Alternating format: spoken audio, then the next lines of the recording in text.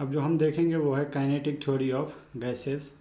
ठीक है, क्लॉसियस नाम के साइंटिस्ट थे, रुडोल्फ क्लॉसियस उन और जेम्स क्लार्क मैक्सवेल, ये दो साइंटिस्ट थे। इन्होंने इस काइनेटिक थ्योरी ऑफ गैस को डेवलप किया था। क्यों डेवलप किया था?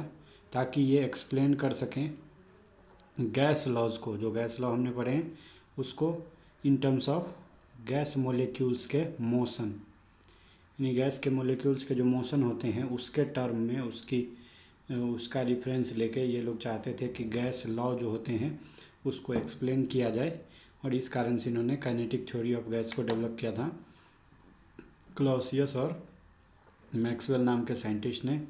ये जो थ्योरी है उसके कुछ एजम्पशन हैं, कुछ मान्यताएं हैं जो हम देखेंगे किस बारे में, मोशन ऑफ मोलिक्यूल्स के बारे में और जो गैस के नेचर, इस दो चीज़ों के बारे में कुछ एजम्पशन है, मोशन ऑफ मोलिक्यूल और नेचर ऑफ गैस के बारे में कुछ मान्यताएं हैं, वो देखेंगे क्या है। तो जो बेसिक पोस्टुलेट है, जो बेसिक मान्यता है, पोस्टुलेट का मतलब होता है एजम्पशन, मान्यता, केटीजी का, वो क्या है? तो सबसे पहले है कि जो every gas consist of extremely small particle known as molecule. इसका मतलब है कि जो सारी गैसें हैं वो एक स्मॉल पार्टिकल जो होती है, मॉलिक्यूल बोलते हैं उसको, उससे मिलके बना होता है। और जो molecule of a given gas are all identical are different than another gas. का क्या मतलब है कि जो मॉलिक्यूल है एक गैस के, सारे मॉलिक्यूल एक जैसे होंगे लेकिन अलग अलग गैस के मॉलिक्यूल अलग अलग तरह के होंगे, ऐसा बोलता है, ये पहला मान्यता है। फिर बोलता है कि जो molecule of a gas are identical spherical rigid and perfectly elastic point mass. ये बात ध्यान देने की है, यानी ये बोलता है जो गैस का जो मॉलिक्यूल है वो कैसा है। तो सबसे पहले वो तो आइडेंटिकल है, यानी एक गैस के सारे मॉलिक्यूल, मान लो ऑक्सीजन लिए तुमने तो उसके सारे मॉलिक्यूल क्या होंगे, एक जैसे होंगे, आइडेंटिकल होंगे। दूसरा बात क्या बोल रहा है कि वो स्फेरिकल है, यानी उसका शेप कैसा है, गोलाकार है, गोले के आकार का है शेप। रिजिड है, ये रिजिड बॉडी की तरह बिहेव करेगा। और परफेक्टली इलास्टिक होगा, यानी कभी भी कोलिजन होगा तो क्या होगा, परफेक्टली इलास्टिक। और इसका साइज जो है बहुत छोटा है तो इसको हम पॉइंट मास बोलेंगे। और जो इनका साइज होगा, मॉलिक्यूल का साइज, वो इनके बीच का जो डिस्टेंस है, दो मॉलिक्यूल के बीच के डिस्टेंस को हम लोग बोलते हैं इंटर मोलिकुलर डिस्टेंस। दो मॉलिक्यूल के बीच के डिस्टेंस को हम बोलते हैं इंटर मोलिकुलर डिस्टेंस, क्योंकि होता है 10⁻⁹ मीटर। ठीक है, तो इनका जो अपना साइज है, ये साइज वो इस दो मॉलिक्यूल के बीच की दूरी के मुकाबले काफ़ी कम होता है, ये ऐसी मान्यता है। अब देखो ये तो हो गया बेसिक पोस्टुलेट। अब दूसरा क्या है, एजम्पशन रिगार्डिंग मोशन। तो मोशन के बारे में क्या एजम्पशन लिया इन्होंने, तो देखो कि molecules of a gas keeps on moving randomly in all possible direction with all possible velocity. यानी कोई भी जो मॉलिक्यूल है गैस का, तो वो मॉलिक्यूल्स जितने भी पॉसिबल दिशा हो सकते हैं उन सब में मोशन करते हैं, और इनकी वेलोसिटी जो है वो भी कई सारी जो पॉसिबल वेलोसिटी है उससे मूव करते रहते हैं। अब speed of a gas molecule जो है वो 0 से लेके इन्फिनिटी के बीच में रहेगा। इन्फिनिटी क्या होता है, बहुत हाई स्पीड को बोलते हैं, वेरी हाई स्पीड को हम इन्फिनिटी स्पीड बोल देते हैं। तो जो मॉलिक्यूल का गैस होगा वो 0 से लेकर इन्फिनिटी के बीच में हो सकता है इसकी वेलोसिटी। इसके बाद जो नंबर ऑफ मॉलिक्यूल है वो moving with most probable speed is maximum. यानी जो ज़्यादातर मॉलिक्यूल्स होते हैं इस गैस के अंदर, जितने ज़्यादातर मॉलिक्यूल होते हैं वो जिस वेलोसिटी से मूव करते हैं उसको हम बोल देते हैं वेलोसिटी ऑफ मोस्ट प्रोबेबल, या इसको हम बोलते हैं मोस्ट प्रोबेबल स्पीड। समझ गए? तो सबसे ज़्यादा मॉलिक्यूल का जो वेलोसिटी होगा वो किसके बराबर होगा, तो वी के बराबर होगा। वी क्या है, मोस्ट प्रोबेबल स्पीड। यानी अगर मॉलिक्यूल को ढूंढा जाए तो इस स्पीड वाला मॉलिक्यूल के मिलने के चांस ज़्यादा हैं, इसीलिए इसको हम बोलते हैं मोस्ट प्रोबेबल स्पीड। तो अब बात आता है एजम्पशन रिगार्डिंग कोलिजन। हमने एजम्पशन रिगार्डिंग मोशन देख लिए, बेसिक पोस्टुलेट देख लिए। अब है कि कोलिजन के बारे में क्या ख्याल है। तो देखो, the gas molecules keeps on colliding among themselves as well as with the walls of containing vessel. ये जो गैस के मॉलिक्यूल्स होते हैं वो आपस में तो टकराते ही हैं, और साथ के साथ ये वेसल से भी टकराते रहते हैं जिसमें बर्तन में रखे हुए हैं।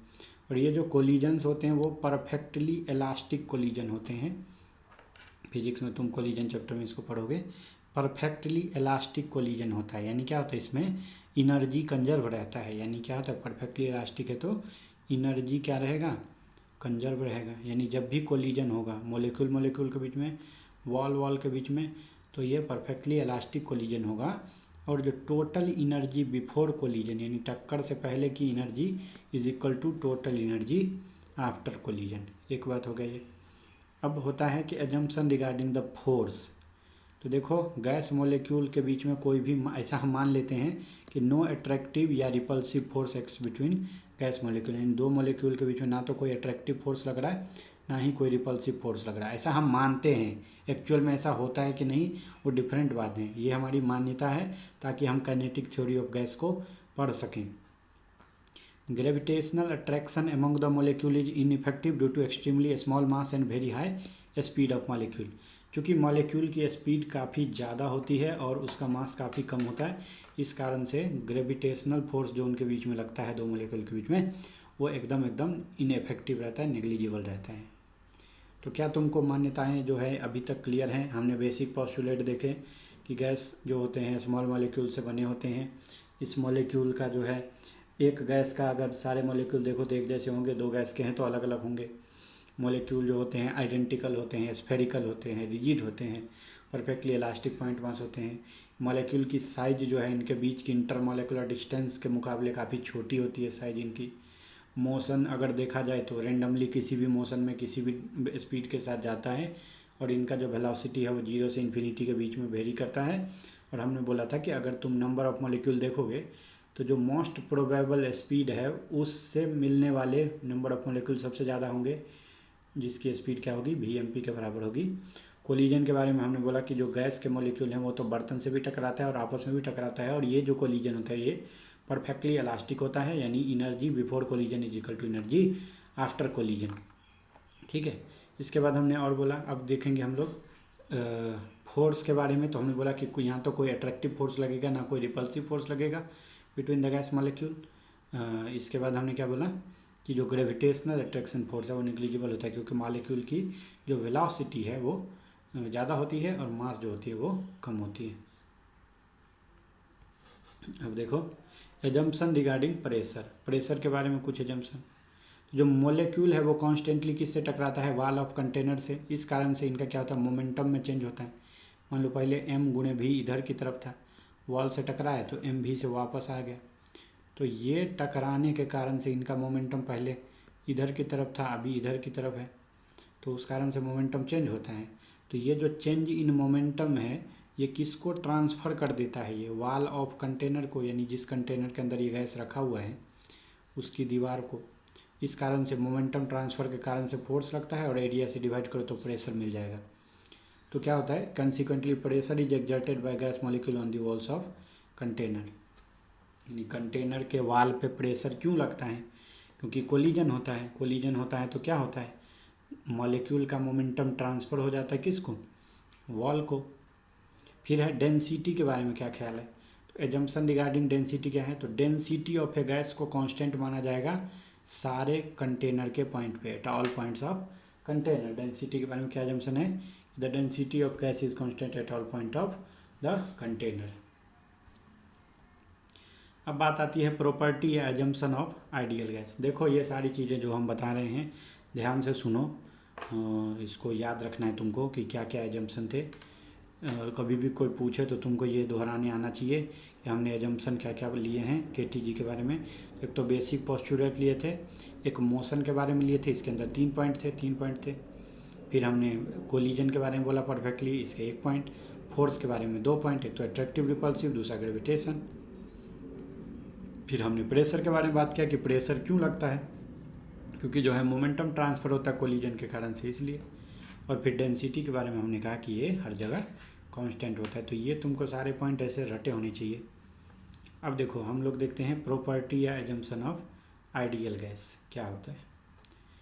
तो molecule of a gas are in state of continuous random motion. इसका मतलब है जो गैस का मोलिक्यूल है वो हमेशा ही एक रैंडमली किसी भी डायरेक्शन में किसी भी स्पीड से चलता रहता है। They move with all possible velocity in all possible direction, यानी ये वेलोसिटी की जितनी भी संभावनाएं हैं उन सब के साथ घूमता रहता है। और सारे ही डायरेक्शन में। और दे ओबे न्यूटन्स लॉज ऑफ मोशन, ये भी एक मान्यता है कि हमारे जो गैस के मॉलिक्यूल हैं वो किसको फॉलो करेंगे, न्यूटन्स लॉज ऑफ मोशन को। तो अगर तुम मीन मोमेंटम देखोगे यानी एवरेज मोमेंटम देखोगे तो जीरो आएगा, मीन वेलोसिटी देखोगे तो जीरो आएगा, समझ रहे हो। लेकिन अगर स्क्वायर का मीन देखोगे, वेलोसिटी का स्क्वायर कर दोगे तो ये जीरो नहीं आएगा। तो यानी ऑड पावर यानी average of velocity, average of V3 VQ V5 ये तो आएगा जीरो, ये एवरेज का साइन है, ये जो है ये एवरेज का साइन है, ये जीरो आएगा। लेकिन अगर स्क्वायर वाला देखोगे तो जीरो नहीं आएगा, ये बात समझे। तो मीन जो मोमेंटम है वो क्या आएगा, मीन मोमेंटम भी जीरो आएगा। क्यों, क्योंकि सारे डायरेक्शन में घूम रहे हैं तो आपस में एक दूसरे के मोमेंटम को, मोमेंटम वेक्टर होता है उसको कैंसिल कर देगा। अब बात आता है कि मीन फ्री पाथ किसको बोलते हैं, मीन फ्री पाथ, ये टर्म आते रहता है कभी कई बार क्वेश्चन में। तो मीन फ्री पाथ क्या है, देखो ये है एवरेज डिस्टेंस ट्रेवल्ड बाय ए मोलिक्यूल, यानी एक मोलिक्यूल के द्वारा ट्रेवल किया गया दूरी, एवरेज दूरी बिटवीन टू सक्सेसिव कोलिजन, यानी दो कोलिजन के बीच में, एक बार टकराया और फिर जब टकराएगा उतने में ये कितना घूमा, उस दूरी को हम बोलते हैं मीन फ्री पाथ। और इसको लेमडा एम से दिखाते हैं। तो लेमडा एम को क्या कहोगे, this is average distance travelled by molecule between two successive collision is called as mean free path of molecule, यानी दो कोलिजन के बीच तय की गई दूरी कहलाती है मीन फ्री पाथ। क्या ये बातें क्लियर है। चलो इसके बाद क्या है, इसी के पॉइंट देखेंगे। अब आता है क्या चीज़, time, time during which a collision takes place is negligible as compared to time taken by molecule to cover the mean free path. क्या हुआ इसका मतलब, देखो कि जब टकराते हैं एक दूसरे से बहुत ही कम समय में ये टक्कर होता है, किसके मुकाबले, ये टाइम अगर देखा जाए टक्कर का टाइम, टक्कर का टाइम काफ़ी छोटा होता है। ये जो मीन फ्री पाथ चल के दोबारा टक्कर करने जाएगा तो दोबारा टक्कर करने में जो टाइम लगेगा वो टी डैश है, उसके मुकाबले जब आपस में ये कांटेक्ट में थे टकराते टाइम वो टाइम बहुत ही कम होता है। अगर इनका रेशियो देखा जाए तो time of collision to time of free motion, जब देखो एक बार टकराया, अब ये उधर गया ये इधर गया, ये फिर चलते चलते कहीं तो टकराएंगे, तो वो टकराने तक का जो टाइम है, तो ये टहलने का, जब एक टक्कर के बाद दूसरी टक्कर होगी उस बीच की दूरी को हम बोलते हैं free motion, free time of motion. और जब टकरा रहा होता है उस समय जो छोटे सा समय अंतराल होता है उसको बोलते हैं टाइम ऑफ कोलिजन। ये बात क्लियर है, टाइम ऑफ कोलिजन और time of free time of motion. तो इन दोनों का रेशियो देखोगे तो टाइम ऑफ कोलिजन काफ़ी छोटा होता है, 10⁻⁻⁸, इसको एक लोगे तो ये रेशियो निकल के आता है। हम क्या बोल सकते हैं, the time during which a collision takes place is negligible, यानी वो समय जिसके दौरान कोलिजन होता है, टक्कर होता है, वो काफ़ी छोटा होता है किसके कंपेयर में, जब मॉलिक्यूल को जो फ्री पाथ जो है, मीन फ्री पाथ जो है उसको तय करने में जो टाइम लगता है फ्री टाइम, उसके मुकाबले। अब बोलता है कि when A gas taken into a vessel it is uniformly distributed in entire volume of vessel such that its density, molecular density, motion of molecule etc are all identical for all direction, therefore root mean velocity vx square vy square vz square जो होगा equal pressure exerted by gas in all direction. क्या मतलब हुआ इसका, देखो हम ये कह रहे हैं कि जब भी किसी गैस को किसी बर्तन के अंदर, वेसल के अंदर, रूम के अंदर लेके जाया जाता है तो ये गैस उस वॉल्यूम के पूरे भाग में यूनिफॉर्मली बंट जाता है, डिस्ट्रीब्यूट हो जाता है, फैल जाता है। इस कारण से तुम कहीं पे भी किसी भी डायरेक्शन में देखो, एक्स में देखो, वाई में देखो, जेड में देखो, तुमको जो ये सब चीज़ें मिलेंगी, density, molecular density, motion of molecule, ये कैसे मिलेंगे, एक समान मिलेंगे, ऑल डायरेक्शन, एक्स में, वाई में, जेड में, सब में एक समान मिलेंगे। इस कारण से जो रूट मीन वेलोसिटी होता है वो क्या होता है, जो v x square v x का मीन ले लिया उसका स्क्वायर, वैसे वी वाई मीन ले लिया स्क्वायर, तो ये हर डायरेक्शन के लिए क्या आएगा, वी जेड स्क्वायर का मीन, तो ये सेम आएगा। इस कारण से क्या होता है कि हर डायरेक्शन में जो प्रेशर भी एग्जर्ट हो रहा होगा वो बराबर होंगे, यानी पी एक्स बराबर पी वाई बराबर पी जेड आएगा, यानी इक्वल आएगा pressure in all the direction. समझ गए। और ये सारे एजम्पशन को जस्टिफाई किया जा सकता है अगर हम लोग गैस मॉलिक्यूल की जो संख्या है वो बहुत लार्ज संख्या लें, लार्ज नंबर लेंगे तभी। अब एक मॉलिक्यूल को ऑब्जर्व करोगे तो इन सब बातों को प्रूव करना, जो हमने एजम्पशन माना है उसको प्रूव करना, जस्टिफाई करना मुश्किल हो जाएगा। इसलिए हम लोग बल्क में बहुत ज़्यादा मात्रा में गैस मॉलिक्यूल लेते हैं। अब बात आता है expression for pressure of an ideal gas. तो ये एक डेरिवेशन है, तुमको ध्यान से सुनना है कि प्रेशर जो है किस पे लगता है, प्रेशर किस पे लगता है। तो मान लो ये रूम है, तुम ये रूम का स्ट्रक्चर देख रहे हो, उसका एक वॉल है ये वाला, ए बी सी डी, एक क्या है, दीवार है। तो मान लो कि एक जो क्यूबिकल वेसल है, घन के आकार का है, यानी इसकी लंबाई भी एल है, ऊंचाई भी एल है और चौड़ाई भी एल है। तो उसके अंदर मान लिया इसने कि कैपिटल एन नंबर जो है वो गैस के मॉलिक्यूल की संख्या है, और वो जो मॉलिक्यूल हैं वो V1 V2 V3 VN ऐसे करके अपना घूम रहे हैं, अपना उनकी स्पीड दी हुई है। ये बात समझ रहे हो। यानी हमने एक क्यूब ले लिया, उसके अंदर n मॉलिक्यूल लिए गैस के, और चूँकि n मॉलिक्यूल है तो 1 2 3 ऐसे करके n मॉलिक्यूल है, तो उसका स्पीड क्या मान लिया, V1 V2 V3 ऐसे करके VN, ये मान लिया हमने उसका स्पीड। तो अगर तुम किसी एक सिंगल मॉलिक्यूल को देखोगे, समझ रहे हो, किसी एक मॉलिक्यूल को इसमें से देखोगे तो उसका जो किसी समय पे इंस्टेंट पे वेलोसिटी होगा वो 3 डायरेक्शन में हो सकता है, या तो x में या y में या z में, ये 3 ही तो हो सकता है। तो हम x को i कैप में दिखाते हैं, प्लस vy को हम j कैप में, प्लस vz k कैप, यही तो हो सकता है वेलोसिटी। किसी एक मॉलिक्यूल के वेलोसिटी के 3 कंपोनेंट हो सकते हैं, x कंपोनेंट, y कंपोनेंट और z कंपोनेंट। चूँकि ये मोशन ऑफ मॉलिक्यूल एकदम रैंडम रहता है, किसी भी डायरेक्शन में जाते हैं, इसलिए तुमने देखा था कि हम इन तीनों ही स्पीड को इक्वल मान लेते थे, यानी vx vy vz को हम सेम मान लेते थे, राइट। तो अब अगर तुम ये देखोगे वेलोसिटी वेक्टर v, ये क्या होता है इसका, तो रिजल्टेंट क्या होता है, तो vx का स्क्वायर जोड़ vy का स्क्वायर जोड़ vz का स्क्वायर, ये तीनों सेम है तो इन तीनों को मान लो हमने v मान लिया, तो ये क्या हो जाएगा, under root v square v square v square, यानी 3v स्क्वायर, वी स्क्वायर बाहर आ जाएगा, तो ये जो v वेक्टर है वो कितना आ गया, v इंटू रूट 3। सही बात है। तो यानी अगर तुम देखोगे तो हमारा जो इसका वेलोसिटी है एक मॉलिक्यूल का वो होगा vx√3 या vy√3 या vz√3, ये तो होता है, क्योंकि रिजल्टेंट कैसे निकालते हैं हम, 3 का, vx स्क्वायर जो vy स्क्वायर जो vz स्क्वायर, ये तीनों का मान क्या है, सेम है। तो vx रख दोगे तो √3vx, vy रख दोगे तो √3vy, ऐसे करके हमने वेलोसिटी निकाल लिया किसी एक मॉलिक्यूल का किसी इंस्टेंट पे।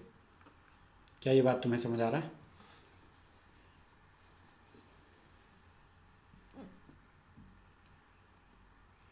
अब समझो कि मान लो कि एक मॉलिक्यूल है जिसका मास m है और वो vx स्पीड से जा रहा है ABCD फेस की तरफ।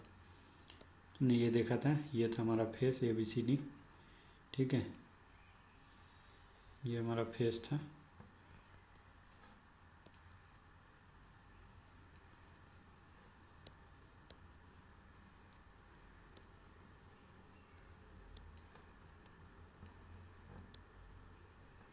ये वाला जो फेस था वो था ABCD, ठीक है। तो मान लो कि एक जो है ना मॉलिक्यूल है ABCD, यह है x एक्सिस, ये है अपना y, ये है y, ये है z। तो मान लो एक मॉलिक्यूल है जिसका मास m है, मॉलिक्यूल जो है उसका मास m है, उसकी स्पीड क्या है, वो vx स्पीड से x डायरेक्शन में जा रहे हैं और ये जाते जाते इस फेस से टकरा गया, इस फेस से टकरा जाएगा। तो जब ये vx से फेस ABCD की तरफ जा रहा है और अब ये फेस क्यूबिकल वेसल है उससे टकराएगा और वापस से बॉन्ड करके वापस आएगा टकराने के बाद। ये मॉलिक्यूल जिसका मास m है वो जा रहा था vx स्पीड से, तो उसी स्पीड से, चूँकि ये परफेक्टली इलास्टिक कोलिजन होता है तो सेम स्पीड से लौट आएगा। तो जो मोमेंटम, इनिशियल मोमेंटम है p इनिशियल, वो क्या होगा, मास गुने वेलोसिटी vx, और जो फाइनल मोमेंटम होगा वो कितना होगा, वो भी होगा मास गुने वेलोसिटी, लेकिन इस बार वेलोसिटी उल्टे डायरेक्शन में है तो ये हो जाएगा माइनस। सही बात है, क्योंकि vx से जा रहा था तो vx से ही वापस आएगा टकराने के बाद। तो एक फाइनल मोमेंटम का डायरेक्शन इनिशियल मोमेंटम के उल्टा हो गया है। तो अगर हम चेंज इन मोमेंटम की बात करें एक मॉलिक्यूल के लिए और एक कोलिजन के बाद, तो ये हो जाएगा चेंज इन मोमेंटम पर मॉलिक्यूल, एक मॉलिक्यूल के लिए पर कोलिजन, यानी एक कोलिजन में। तो चेंज कुछ भी होता है क्या, फाइनल माइनस इनिशियल। तो फाइनल का मान है माइनस mvx, माइनस शुरू में था mvx, तो यानी जो डेल्टा p का मान आ गया वो कितना आ गया, माइनस 2mvx। यानी ये क्या आ गया, ये है momentum transfer to the wall of vessel. यानी ये जो वॉल है ABCD वेसल का, घन के आकार का वेसल का, उसको कितना मोमेंटम ट्रांसफ़र किया गया, ये बात तुम समझ रहे हो। मोमेंटम जो होता है मास गुने वेलोसिटी है, तो डेल्टा पी कितना आ गया, 2mvx। तो ये चेंज आया था किसके अंदर, मॉलिक्यूल के चेंज। तो जितना मॉलिक्यूल में चेंज आया उसी का उल्टा वॉल में आएगा, तो यानी मोमेंटम ट्रांसफर्ड कितना होगा, टू वॉल। एक मॉलिक्यूल कितना ट्रांसफ़र करेगा, तो इसका पॉजिटिव वाला यानी 2mvx के बराबर। ये बात समझ में आ गया तुमको, तो यही यहाँ पे लिखा हुआ है। अब आगे देखो, डिस्टेंस कितना ट्रेवल किया है मॉलिक्यूल ने ABCD से लेके वहाँ तक जाने में। तुमको पता है मॉलिक्यूल हमारा पहले यहाँ पे था, ये जो दूरी है, ये दूरी कितनी है, L है, L दूरी है यहाँ तक जाने में, ABCD वाला फेस तक। तो यहाँ से चल के जब ये गया इसको टकराया और वापस से आया, तो पूरा दूरी इसने कितना तय किया है, तो 2L लेंथ तय किया है। यानी distance travel by molecule going to face ABCD, molecule यहाँ से चल के पहले ABCD फेस को गया, यहाँ पे टकराया और जो वापस आया कमिंग बैक, तो 2L दूरी तय करेगा, L जाने में और L आने में, 2L दूरी। तो टाइम कितना लगेगा, तो टाइम होता है दूरी बट्टे चाल, यानी दूरी बट्टे वेलोसिटी। तो ये कितने वेलोसिटी से चल रहा था ये मॉलिक्यूल, vx वेलोसिटी से, तो दूरी है 2L, तो डिवाइडेड बाय vx, तो यही तो हो जाएगा टाइम। तो टाइम हमारा आ गया 2L/vx। तो नंबर ऑफ कोलिजन पर सेकेंड पर मॉलिक्यूल क्या होगा, तो टाइम का, इसी को नंबर ऑफ कोलिजन को क्या बोलते हैं, फ्रीक्वेंसी। नंबर ऑफ कोलिजन होगा फ्रीक्वेंसी, तो वो हो जाएगा टाइम का उल्टा, इसको बोलते हैं FC फ्रीक्वेंसी। तो ये टाइम का उल्टा यानी vx/2L, यानी vx क्या था, मॉलिक्यूल की वेलोसिटी, और 2L क्या था, मीन फ्री पाथ, यानी दो टक्कर के बीच का पाथ। तो ये क्या हो जाएगा, VRMS divided by lambda m।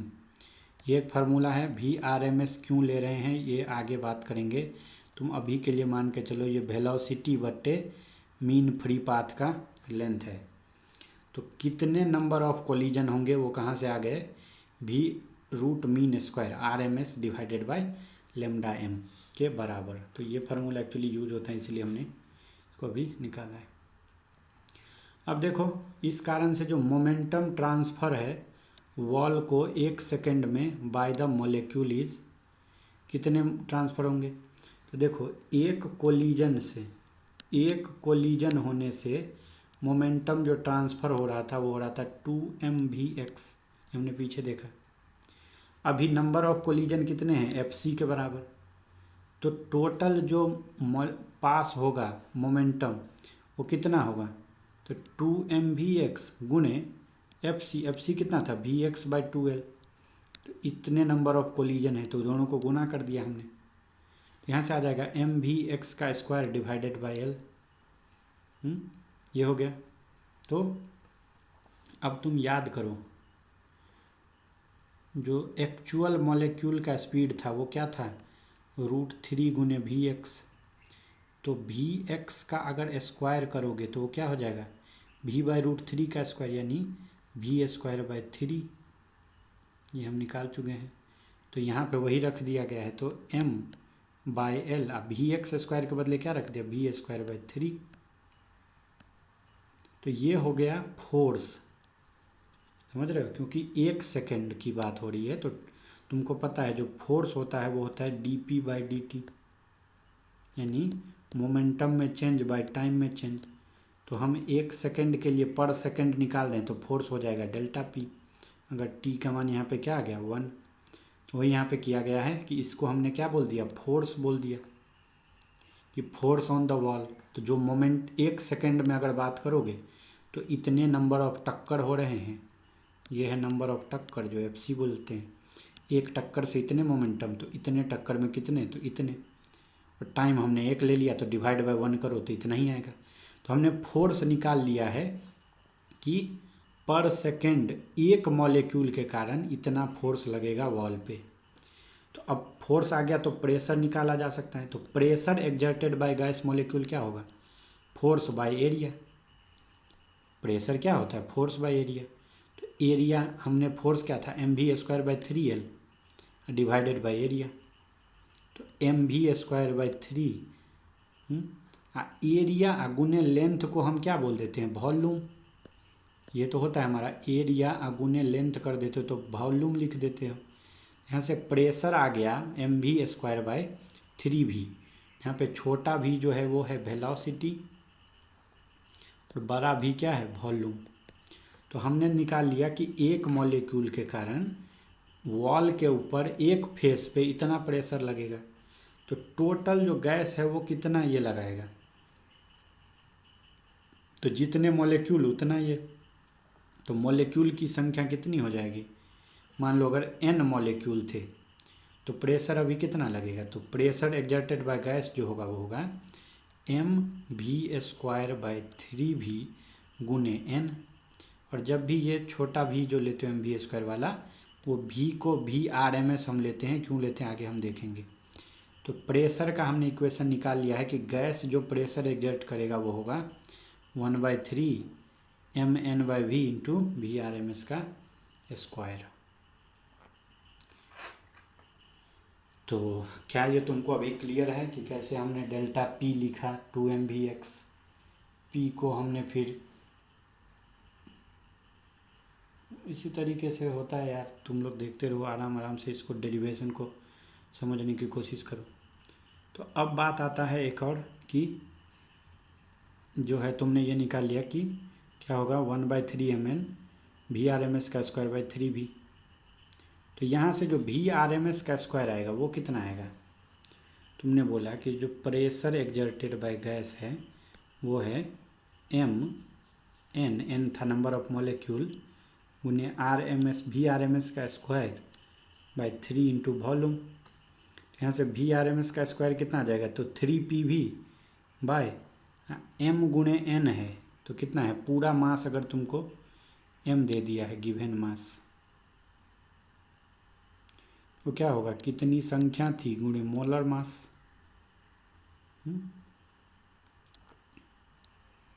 तो गिवन मास को तुमने m मान लिया यहाँ पे। तो ये m गुने छोटा n को क्या लिख दोगे? ये लिख दोगे। तो ये होगा 3pv by capital M। 3pv by capital M। Capital M यहाँ पे क्या है?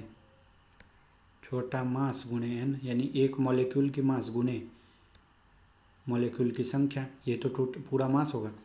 अगर एक मॉलिक्यूल का मास है छोटका m, ऐसे n मॉलिक्यूल दिए हुए हैं मॉलिक्यूल, तो पूरा मास कितना हो जाएगा m गुने n, तो उसको हमने कैपिटल M लिख दिया यहाँ पे। तो ये हो जाएगा। अब PV को हम क्या लिख सकते हैं, nRT। PV बराबर लिख सकते हैं nRT, n को इसने म्यू माना है, म्यू यहाँ पे क्या होता है मोल, तो PV को माना है म्यू RT, तो वो रख दिया, तो 3 गुने म्यू RT। और तुमको पता है मोल जो होता है वो होता है given mass by molar mass, तो हम गिवन मास बड़का m को लिख सकते हैं म्यू गुने MW, तो वही रख दिया, m को रख दिया म्यू W, 3 म्यू RT। यहाँ से हो गया ये VRMS का मान हो गया, अंडर म्यू से म्यू कट गया, √3RT/MW। यहाँ से VRMS जो है रूट मीन स्क्वायर वो क्या हो गया, √3RT/MW। क्या ये तुम्हें समझ में आया कैसे हुआ? मोल जो होता है म्यू, मोल को म्यू से दिखा रहे हैं, मोल होता है given weight by molar weight, given weight को हमने म्यू MW लिख दिया और PV को रख दिया म्यू RT, तो कट के यहाँ से आ गया। तो प्रेशर जो आ जाएगा वो आ जाएगा 1/3 m/v इंटू VRMS का स्क्वायर, हमने निकाला था। अब VRMS का स्क्वायर, तो यहाँ से इन लोगों ने ये निकाल दिया है, ठीक है, 1/3 इंटू, अब मास बाय वॉल्यूम को हम क्या बोल सकते हैं, डेंसिटी, जिसको रो से दिखाते हैं, हो जाएगा 1/3 गुने डेंसिटी गुने VRMS का स्क्वायर। तो यार ये फार्मूला तुमको याद होने चाहिए, जो अभी डिराइव कर रहे हैं हम लोग, इतना डिटेल देख रहे हैं बार बार।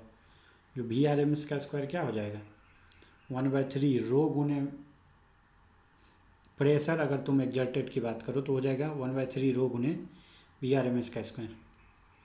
अब एक बात समझो, बोलता है कि n मॉलिक्यूल हैं, पूरे कितने मॉलिक्यूल प्रेजेंट है, n संख्याएं उनकी, वॉल कितने हैं, क्यूब के अंदर कितने वॉल होते हैं, 6 होते हैं, 6 फेस ही तो होता है,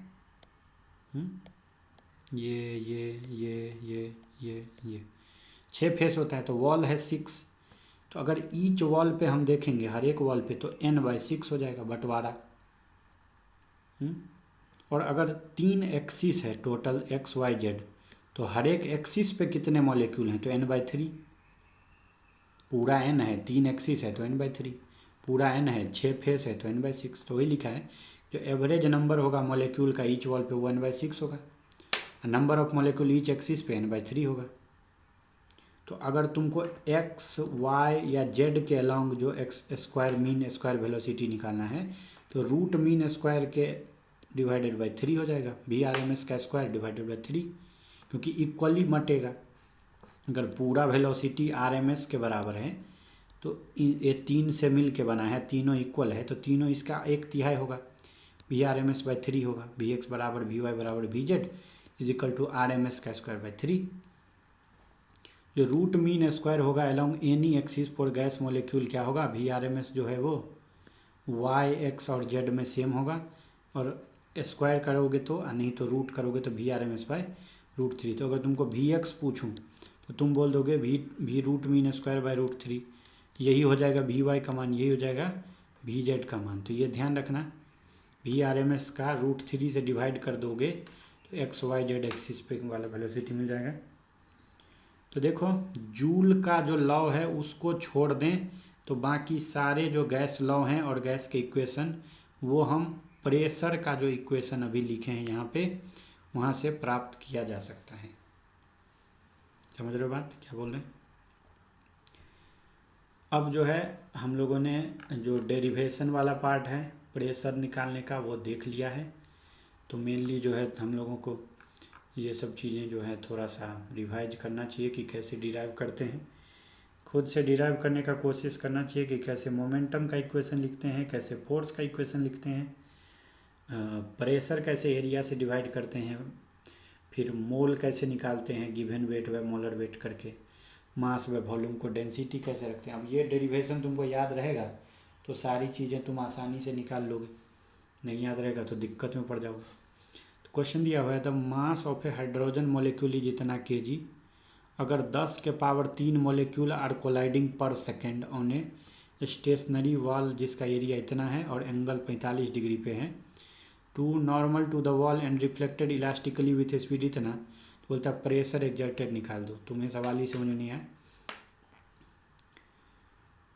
बोल रहा है कि मास ऑफ हाइड्रोजन मॉलिक्यूल कितना है, एक मॉलिक्यूल का मास स्मॉल m कितना दे दिया है 3.32 गुणे 10⁻⁻27 kg। अब बोलता है कि जो एक सेकेंड देखोगे, एक सेकेंड तो कितने कोलिजन हो रहे हैं, कितने कोलिजन हो रहे हैं, तो 10⁻23 मॉलिक्यूल जो है वो कोलाइड कर रहा है पर सेकेंड, कोलाइड पर सेकेंड। एरिया दे दिया है कितना 2 सेंटीमीटर स्क्वायर। अब बोल रहे ये जो कोलाइड हो रहा है वो जो ये वॉल है मान लो, तो इसके जो वॉल का जो नॉर्मल है, मान लो ये एक नॉर्मल खींच दिया वॉल के ऊपर। ये क्वेश्चन डिफ़िकल्ट क्वेश्चन है, आराम से समझो। तो ये बोलता है नॉर्मल के साथ कितना एंगल बना के ये कूद रहा है इस पर, 45 डिग्री का एंगल बना के। इस बार सीधा सीधा नहीं जा रहा है ऐसे, 45 पे गिरेगा तो 45 पे ही मॉलिक्यूल वापस भी जाएगा। ये बात तो है, परफेक्टली इलास्टिक कोलिजन है तो समझे।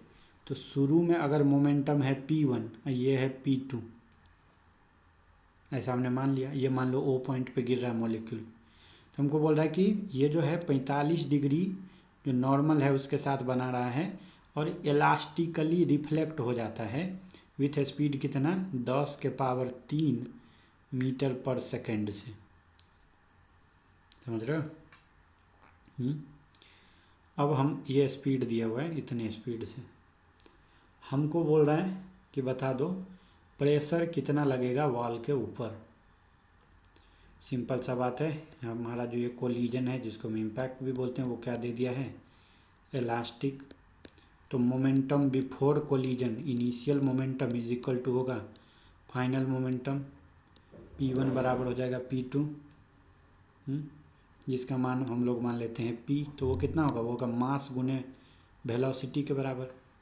मास कितना दिया था 3.32 गुने 10⁻⁻27। अब वेलोसिटी कितना था 10⁻3। तो यही मोमेंटम हो जाएगा, कितना हो जाएगा भाई 3.32 गुने 10⁻⁻24 kg मीटर पर सेकेंड।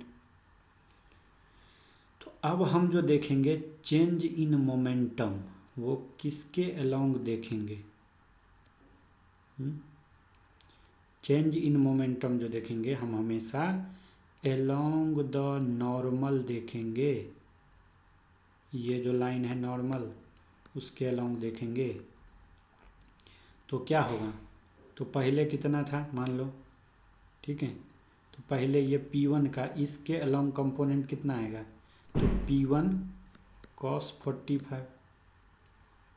ये जब वापस जा रहा है तो इसके अलोंग कितना कंपोनेंट आ जाएगा P2 cos 45, लेकिन उल्टा डायरेक्शन में। तो अगर तुम इनिशियल मोमेंटम देखोगे अलोंग नॉर्मल तो वो आ जाएगा P1 cos 45 इस डायरेक्शन में, और फाइनल मोमेंटम देखोगे नॉर्मल के अलोंग तो आ जाएगा P2 cos 45, लेकिन किस डायरेक्शन में, उल्टा में। समझ रहे हो? अब P1 P2 सेम है तो इसको P1 और P2 सेम है मान। तो हम क्या लिख सकते हैं कि जब फाइनल माइनस इनिशियल करोगे तो ये तुमको आ जाएगा, तो इसको तुम P1 P2 को P रख दोगे तो आ जाएगा P cos 45, ये भी आ जाएगा P cos 45, लेकिन ये आ जाएगा माइनस डायरेक्शन में। तो जब तुम घटाओगे तो मोमेंटम ट्रांसफर कितना हो जाएगा 2P cos 45 डिग्री, यानी ये आ जाएगा cos 45 होता है 1/√2, तो ये आ जाएगा √2P। ये होगा momentum transfer, change in momentum.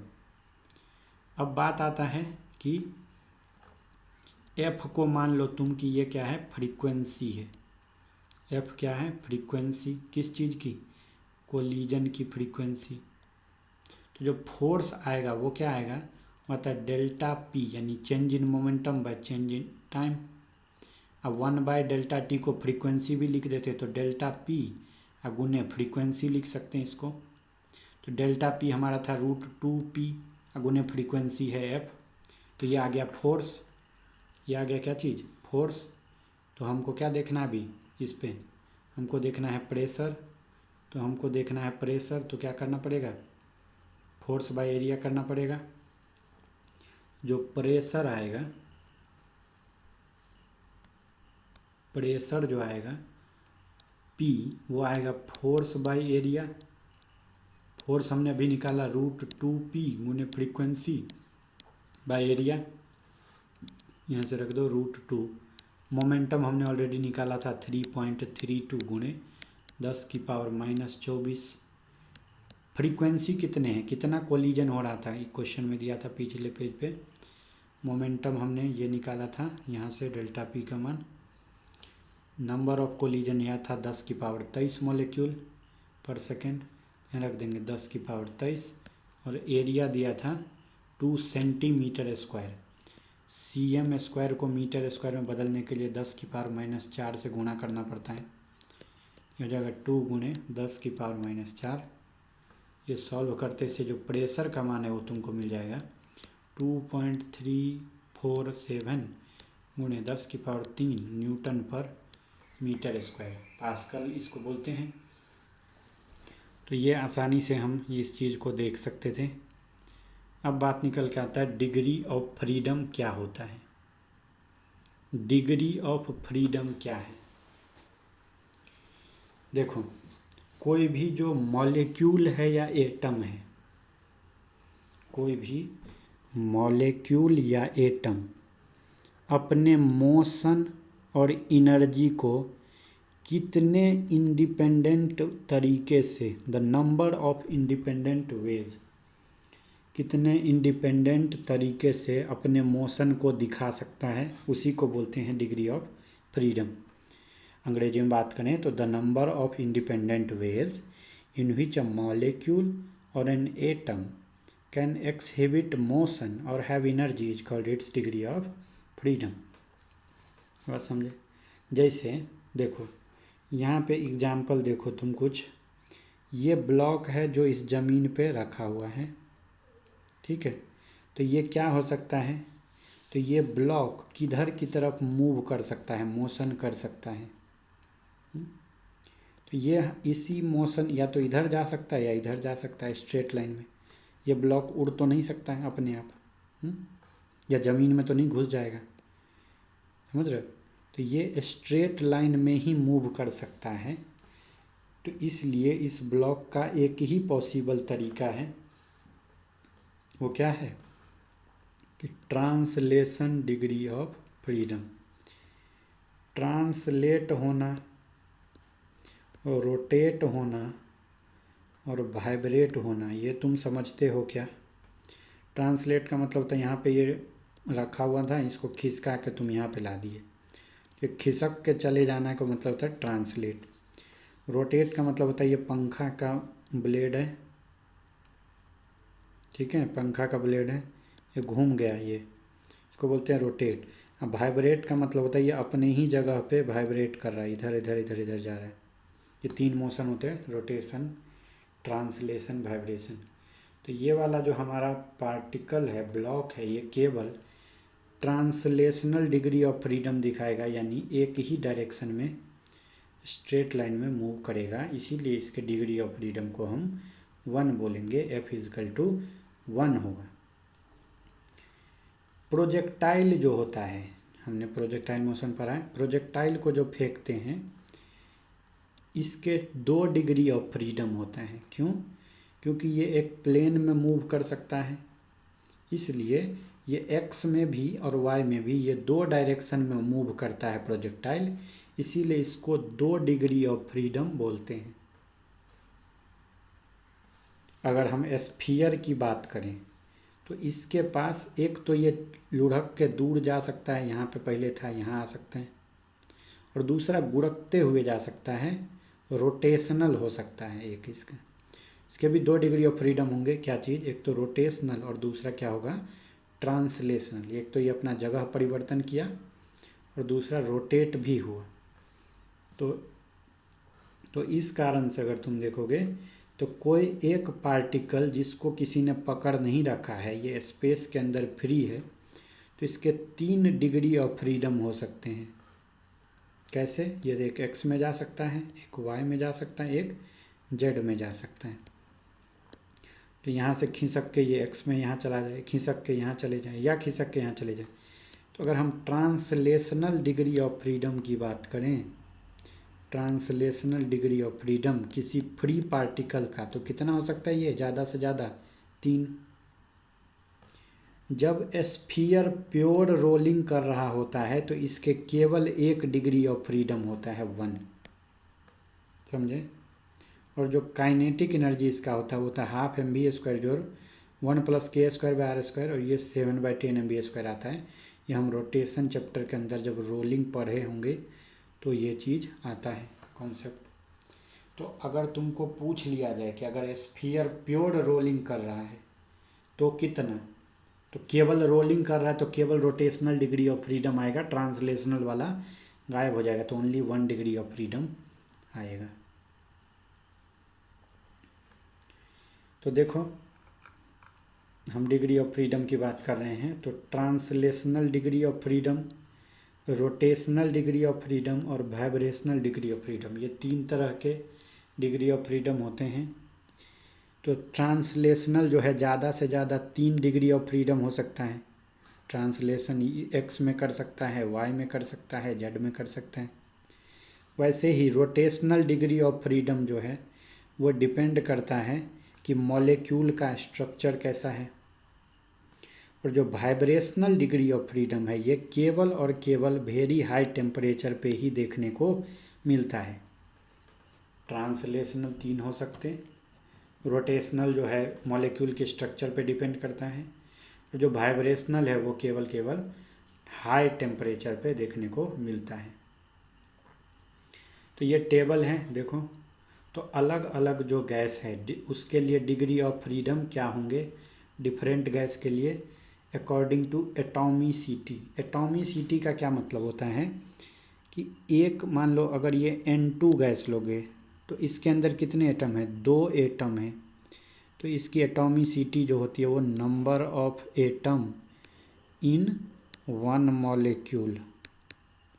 तो एक गैस के एक मॉलिक्यूल के अंदर कितने एटम हैं वो होता है एटॉमिसिटी। तो हो सकता है कि ये मोनो एटॉमिक हो, जैसे कि आर्गन, नियॉन, कोई भी आइडियल गैस, तो वो ट्रांसलेशनल 3 दिखा सकता है, रोटेशनल 0। तो टोटल कितना? 3 एक्स वाई जेड में ट्रांसलेशन होगा। डाई एटॉमिक अगर है जैसे O2, इसके अंदर 2 एटम हैं, क्लोरीन 2, नाइट्रोजन 2, इसके 3 होंगे तुम्हारे ट्रांसलेशनल, 2 होंगे रोटेशनल, तो टोटल कितने हो जाएंगे? 5। कैसे? डाई एटॉमिक है तो ट्रांसलेशन तो तीनों पे ही करेगा, एक्स वाई जेड पे, और किसी 2 एक्सिस पे ये क्या कर रहा होगा?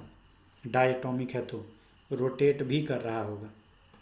और जब हाई टेम्परेचर हो जाए तो डाई एटॉमिक मॉलिक्यूल के अंदर तो और कितना जुड़ जाएगा इसमें?